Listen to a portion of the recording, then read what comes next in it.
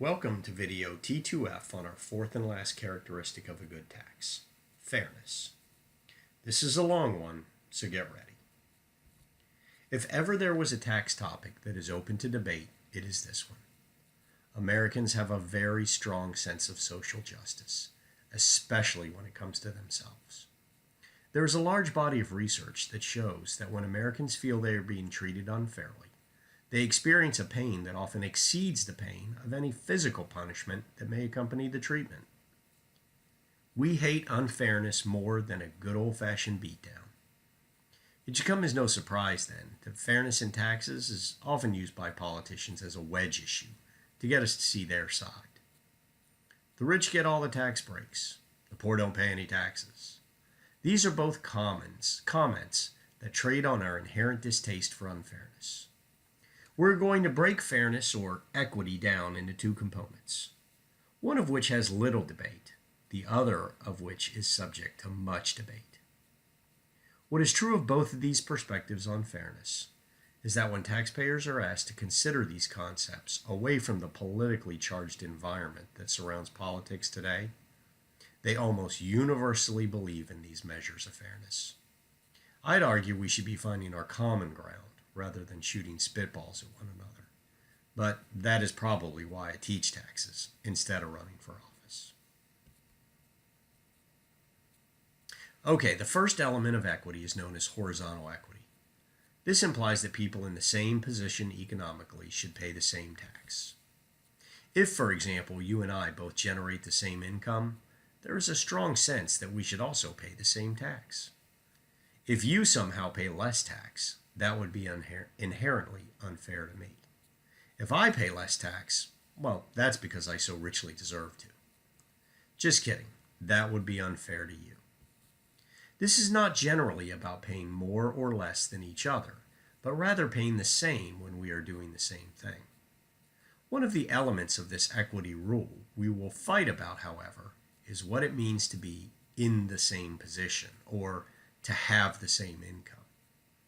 Should a 40-year-old married man with 3 kids pay the same tax as a single 21-year-old with no kids, even though they generate the exact same taxable income? This brings us back to the element of marginal utility. By the way, I swear that eventually we are going to decrease the focus on economics. But tax policy is economics smashed into politics. So suffer me a bit further. Given the cost structure of the married man with 3 kids and the cost structure of the kidless single 25-year-old, we might presume a different level of marginal utility as well. The married man may spend every dollar of income supporting his family with food, clothing, and shelter, whereas the kidless young single may use his disposable income for season tickets to the Padres. This raises the specter of the notion of ability to pay. And believe it or not, over and over again, we have a U.S. tax system that reflects most Americans' belief that ability to pay should play a role in setting tax policy. Simply put, those with greater ability to pay should pay more. Now, this does not necessarily broach the subject of graduated rates. Even a flat tax, those with higher incomes would pay more, as it turns out. We mostly agree with that prescription. However, once we invoke ability to pay, we can now turn our attention to the second element of equity or fairness, vertical equity. Vertical equity captures ability to pay at its heart. Those with greater ability should pay more.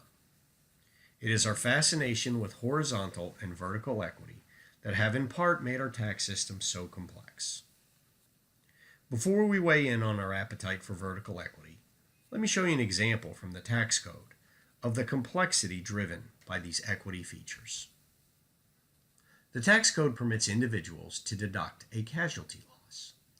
Think of a casualty loss as a loss that is derived from a catastrophic event that the taxpayer could not control.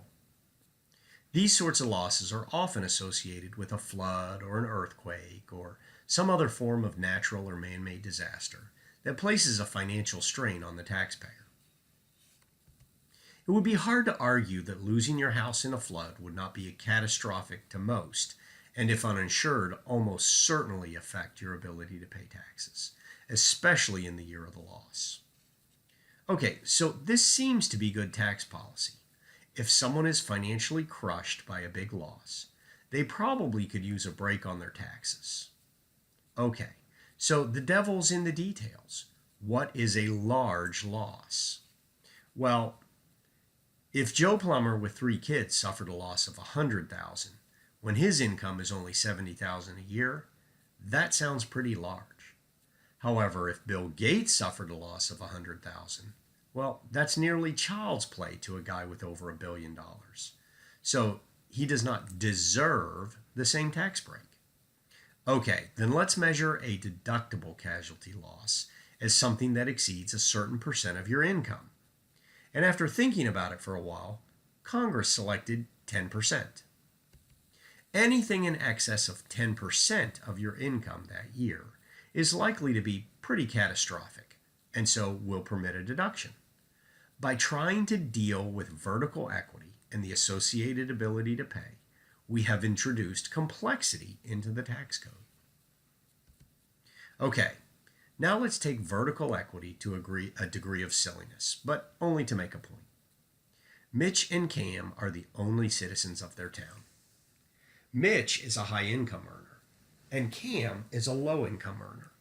And for the sake of argument, assume they are similar in every other way. The town decides it needs a new library. Both Cam and Mitch agree that the new library will provide free educational opportunities for them and any resident of their town, should they choose to move there in the future, to take advantage of course, the cool new library. And they are totally behind the idea. The new library is estimated to cost $20,000. How should the tax be distributed to Cam and Mitch? Let's examine 4 distinct possibilities. The first is a poll tax. That is, everyone pays the same. For Mitch and Cam, that is a flat $10,000. The second alternative is a flat tax. They both pay the same tax rate. To raise $20,000 on a total base of $210,000, the rate is 9.5%. Mitch pays about $19,000 and Cam makes up the remaining $1,000. The third alternative is a graduated tax rate, where those with greater income pay more and at a greater rate. So Cam pays at 5% and Mitch pays at 9.75%. The distribution of tax is not that different from the second alternative, except that Mitch is burdened with an additional $500, while Cam is relieved of that same amount. The fourth alternative is that Cam share a greater burden under a graduated tax rate structure. Because Mitchell's income is so much greater than Cam's, even when Cam pays 20% and Mitchell only pays 9%, the vast majority of the burden still falls on Mitchell. Okay, now let's look at a few ways to analyze these rate structures. The top part of the table presents the tax rates. Option 1 seems untenable. How could we possibly tax Cam and leave him with nothing? 100% tax rate rarely seems fair. Mitchell's tax rate does not seem to vary too much, irrespective of Cam's going up and down. However, seeing Mitchell with a rate that nearly doubles Cam's in option 3 seems inherently unfair. If we look at the second panel, that presents the cash flow each would have after paying the tax. This is a presentation intended to draw our attention to the marginal utility of income. It shows how much or how little Mitchell or Cam would have left after taxes.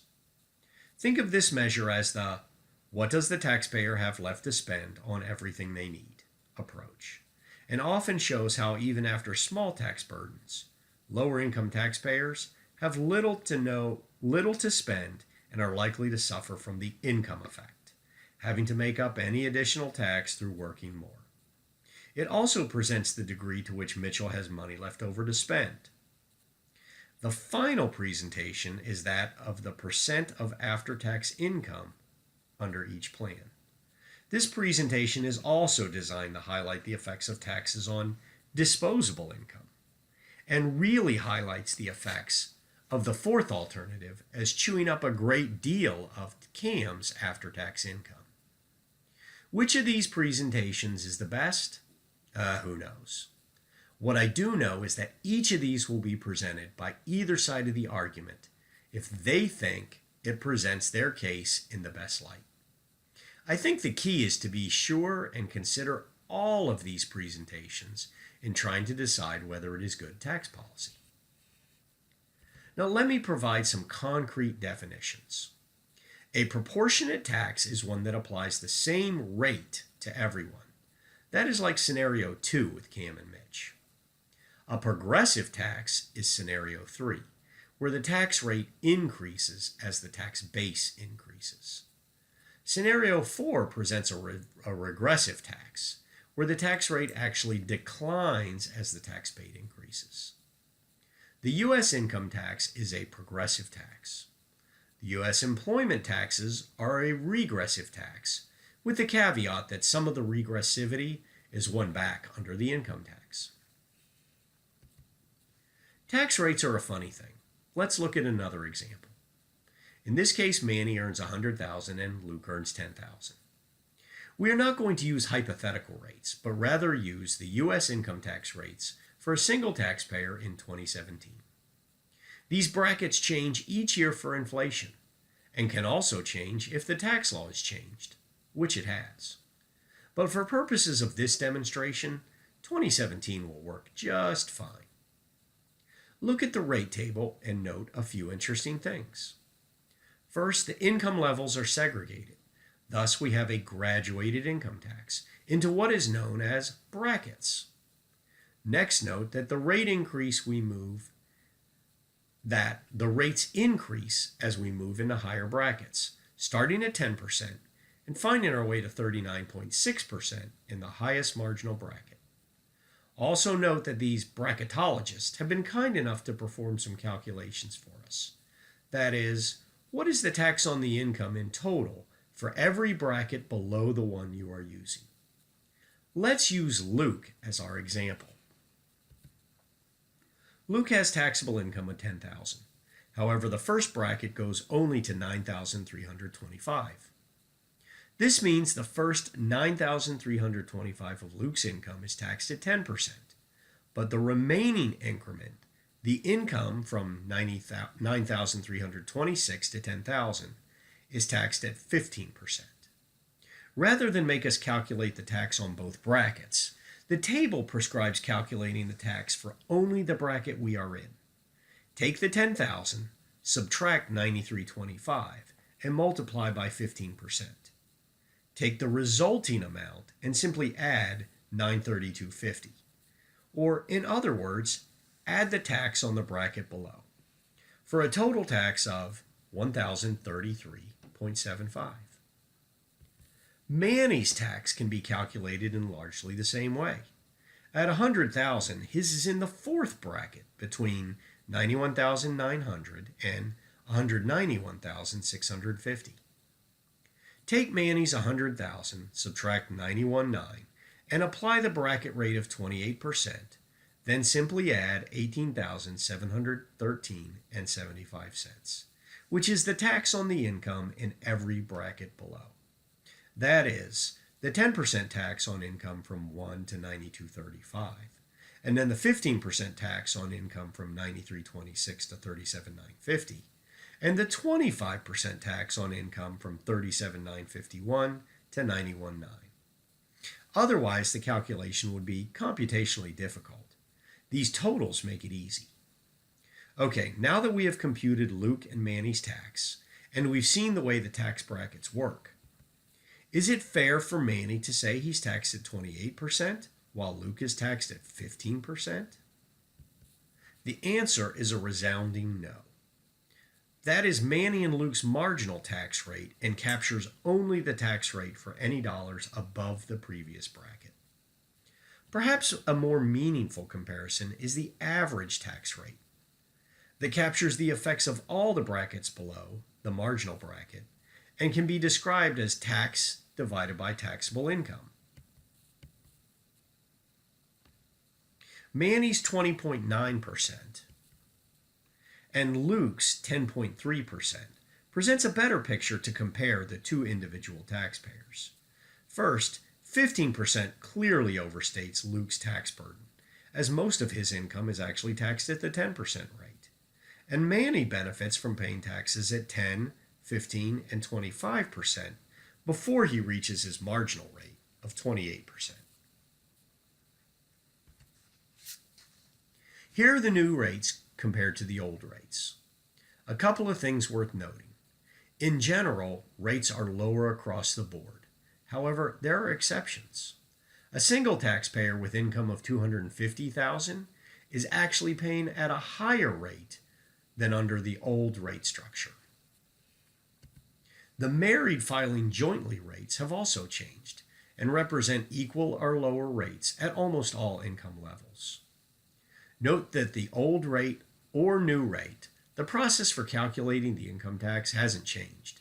Different brackets with different tax rates that are progressive. The new rates are less progressive than the old ones.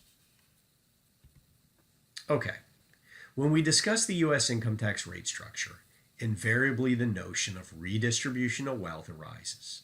And depending on your political point of view, that might be a good thing or might be a bad thing. One thing is clear. The U.S. income tax rate structure achieves a redistribution. Under the ability to pay principal, people with greater incomes pay more. Whether the tax structure should be progressive and to what degree, that is something we could spend all semester discussing and probably still not agree. However, even the most ardent flat tax proponents espouse some form of progressivity for two primary reasons. The first is that most developed countries agree that a proper role for government is to provide for a safety net for its citizens. That is, when tragedy befalls one of us, we all agree that some financial support makes sense. The degree and length of that support are points of controversy, but largely all but the most avid libertarians will agree on some form of safety net. The second, but perhaps less agreed upon perspective, is that those with more, frankly, have more to protect. The U.S. has a very strong private ownership of property rights. That is, individual citizens have the right to own property and protect that property. U.S. citizens with little wealth arguably have little to protect. In a manner of speaking, when you are poor, you have little to take, although arguably what little you have is more precious. Wealthy citizens, on the other hand, have a great deal to lose should civilization, as we know it, collapse. Obama tried to make this point during his administration, but failed to do so meaningfully. We all benefit from roads and bridges, but who benefits more? The person that shops at Walmart or the person that owns Walmart? The arguments against a progressive rate structure almost always fall into the "why should the government be able to take what I've earned" camp. And as we've discussed, the substitution effect plays a role in deciding what degree of progressivity our income tax should have. Rates today are not as progressive as they have been in the past, but that does not in and of itself mean anything other than they are different. It doesn't mean life was better when the highest marginal rate was 91% in 1963, nor worse when 35% in 2009. If anything, it strengthens the argument that we should focus not only on what we collect, but also what we spend as a country, knowing that low rates are wonderful. I'd love to pay 0% in income tax, but unless I also cut spending, I'm simply writing checks for my kids to cash. So the redistribution will always be a source of tension. Consider it the price of democracy. We can certainly vest our interest in a monarchy if we think that will provide a better result. Until then, what can we do to avoid meaningless confrontation over tax rates? First, get educated. If you really care, read some of the books on tax policy I mentioned in a previous video. Analyze where the government is spending your money and decide if that is a good use for us as a country. Expect transparency from our elected officials. We are more likely to notice things when they are placed before us. The information is out there, go find it, and then know your sources. I love Fox News or MSNBC as much as the next guy, but if you think those sources are without bias, you have lost your mind. Use lots of sources and try to find the most credible ones that may or may not be the ones you generally agree with. Okay, that brings us to the end of video T2F on fairness. It was a long one, but that is because there is much to say on this topic, and we've barely scratched the surface. It happens to be the last of the 4 characteristics of a good tax. Before we finish, reflect back on those 4 items: sufficiency, convenience, efficiency, and fairness. And imagine a country in which those were not overarching goals of the government. We may differ in how we define fairness, but ultimately we get what we vote for. In the next video, we dig in on some more tax rates. Thanks for watching.